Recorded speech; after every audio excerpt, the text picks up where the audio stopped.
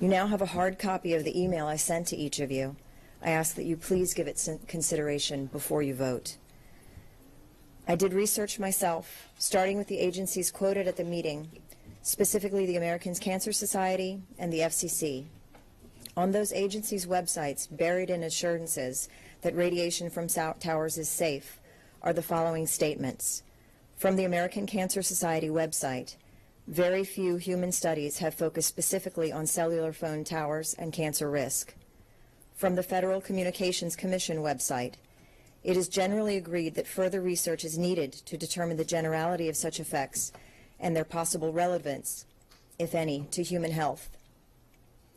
These two statements bring up the concern that these agencies that have been tasked with assuring the public of the safety of cell towers are themselves aware that their own research is, at best, incomplete. We should not risk lives on incomplete research or partial truths.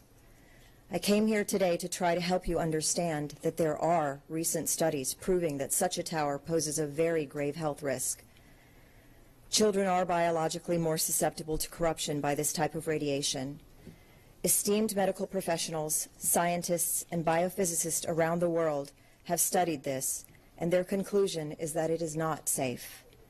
Hundreds of studies show that it is hazardous to human health. No less than 15 countries have set their exposure limits hundreds to thousands of times less than the current U.S. standards, and most have banned towers on school property. Many high-level agencies have recently expressed concerns about the inadequacies of the FCC's current standards on cell tower radiation. The EPA, the California Medical Association, the International Journal of Cancer Prevention, and many others all now agree that standards are based only on thermal effects, but important non-thermal effects are also taking place.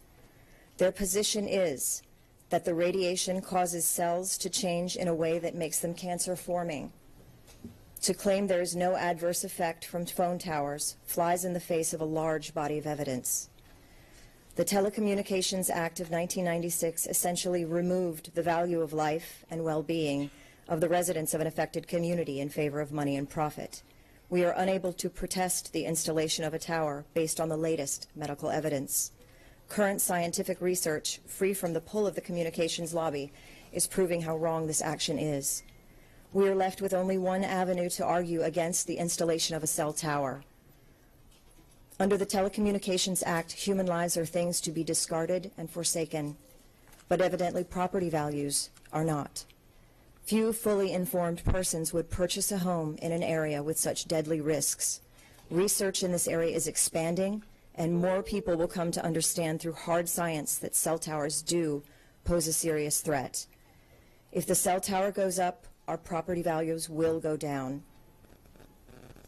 Ladies and gentlemen of the board, I beg you to consider our lives, and I beg you to vote considering our property values.